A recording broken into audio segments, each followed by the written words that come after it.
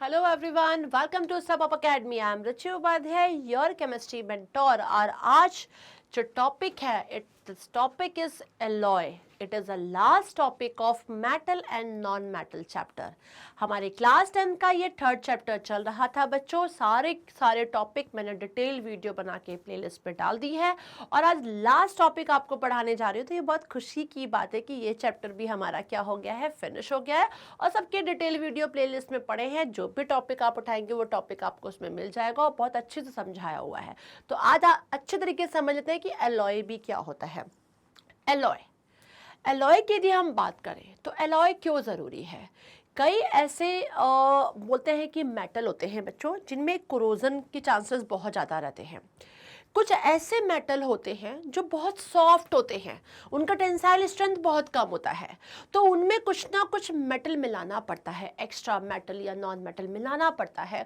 और तब जब उनका फिर टेंसाइल स्ट्रेंथ बढ़ जाता है तो उससे कुछ अलग अलग चीज़ें बनाई जाती हैं. तो बहुत सारे कारण होते हैं जिस कारण से एलॉय बनाया जाता है. तो पहले तो हम ये जाने कि एलॉय होता क्या है. तो देखिए सामने लिखा है an alloy is a homogeneous mixture.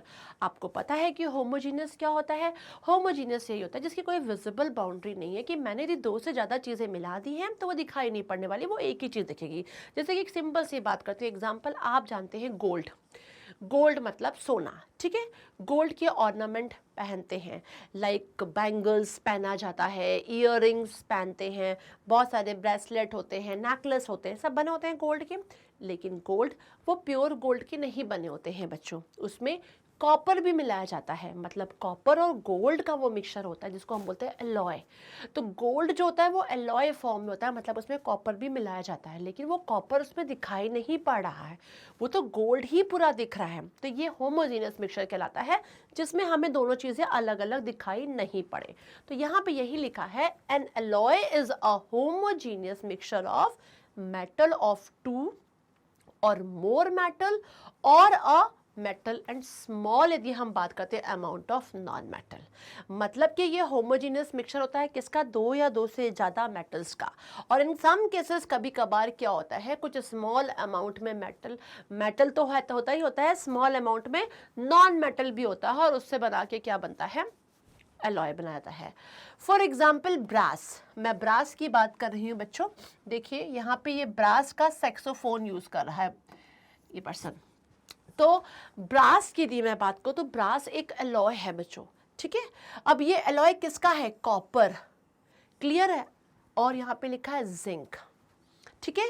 तो brass is an alloy of copper and zinc.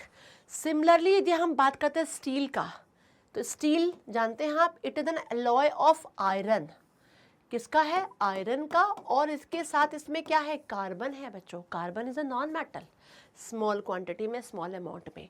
तो स्टील इज एन एलॉय, ठीक है.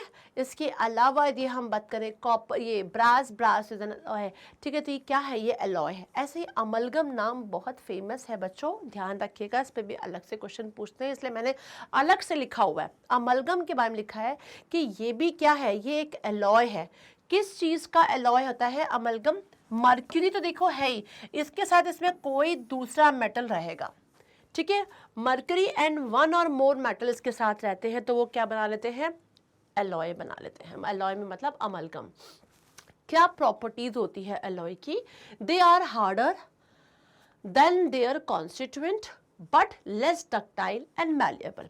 अब आप एक प्योर गोल्ड की यदि बात करोगे बच्चों तो it is very highly ductile and highly malleable. Malleable का मतलब है कि हम हैमरिंग करके उसको थिन शीट में कन्वर्ट कर सकते हैं. और डक्टिलिटी का मतलब होता है कि which can be stretch into in thin long thin wire. तो एक प्योर गोल्ड को आप ऐसा कर सकते हो, लेकिन जब एलॉय के फॉर्म में गोल्ड रहता है, इसका मतलब जब हम ऑर्नामेंट बनाने के लिए जब एलॉय बना लेते हैं, उसमें कॉपर मिला लेते हैं, तो ऐसी कंडीशन में उसकी इतनी डक्टिलिटी हाई नहीं रहती है और ना ही मैलिबिलिटी हाई रहती है, क्योंकि उसमें दूसरा मेटल या नॉन मेटल मिल जाता है, ठीक है ना, वो प्योरिटी नहीं रहती है.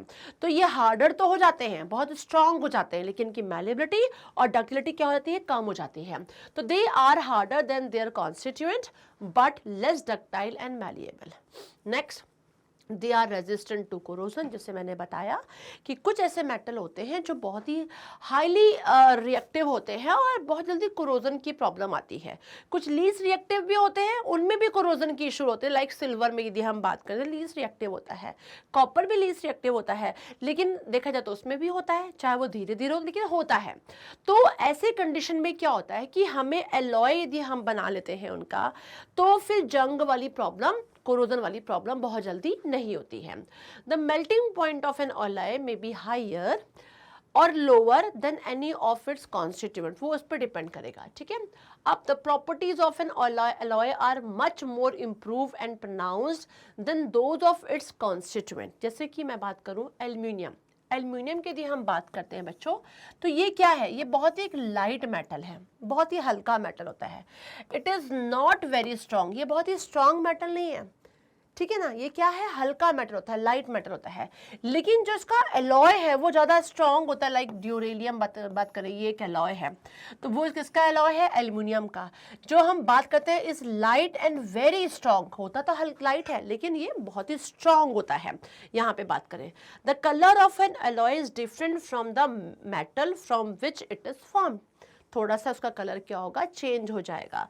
For example both silver and zinc are almost white, but there, इनके यदि हम एलॉय की बात करेंगे तो वो पिंक कलर के होते हैं। किसकी बात की जा रही है, सिल्वर और जिंक की बात की जा रही है कि वैसे ये वाइट होते हैं लेकिन जो इनके एलॉय होते हैं उसका कलर क्या होता है, पिंक होता है। कुछ ही केसेस में सेम कलर आपको दिखाई पड़ जाएंगे, लाइक गोल्ड की बात करें तो गोल्ड अपने को येलो कलर में ही दिखता है, तो वैसे ही दिखेगा यदि कॉपर के साथ वो बनता है अपना, तो इस तरीके से, लेकिन कुछ में होता है। अब यहाँ पे देखिए कुछ इंपॉर्टेंट एलॉय है, उनके यूजेस हैं, उनका परसेंट क्वांटिटी भी बताई हुई है। जैसे कि ब्रास, मैंने ब्रास की बात की थी, ब्रास एक एलॉय है बच्चों, एग्जाम में पूछा जाता है कि कौन से एलॉय में कितना परसेंट क्या कॉम्पोजिशन है, क्या है और कहाँ यूज करते हैं।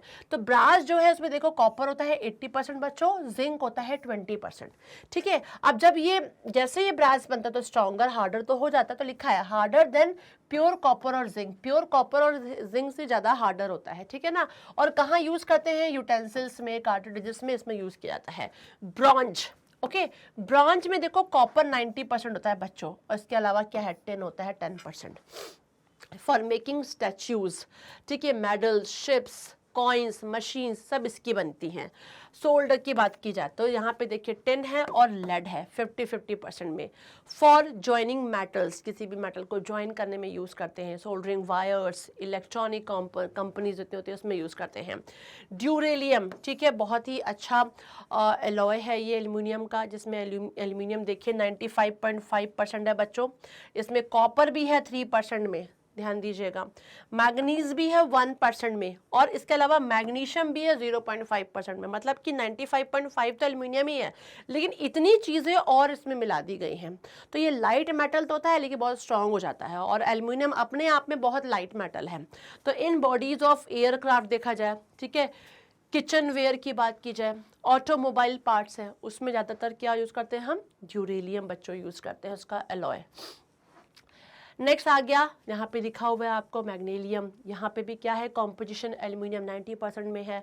मैग्नीशियम क्या है 0, मतलब ये भी क्या है, एल्यूमिनियम का एलॉय है। कॉपर क्या है, ट्रेस में होता है ज़्यादा, देखिए कहाँ पे, balance beam, light, instrument etcetera में यूज़ होता है। फिर जर्मन सिल्वर की बात की जाए तो जर्मन सिल्वर में कॉपर होता है, जिंक होता है बच्चों, निकल होता है। कॉपर सबसे ज़्यादा होता है 60% में, जिंक 20 में, निकल 20 में, for making utensils, ornaments etcetera. Stainless steel दुनिया जानती है, ठीक है ना। स्टेनलेस स्टील में देखो क्या होता है, स्पेशली आयरन होता है 82% में।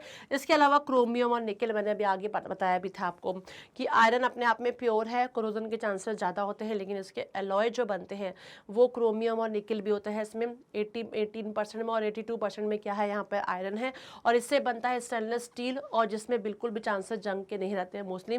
For making cooking utensils and knifes, हम जो घर में यूज़ करते हैं, सीजर भी। गन मेटल की बात करें, कॉपर 85% है बच्चों, जिंक 10% है, टिन इसमें कितना है, 5% है। Use for engineering purposes. इस तरीके से बच्चों आपके सामने मैंने ये लिस्ट दिखाई। ये लिस्ट किसकी थी, एलॉय की थी। इनके नाम ज़रूर ध्यान रखिएगा।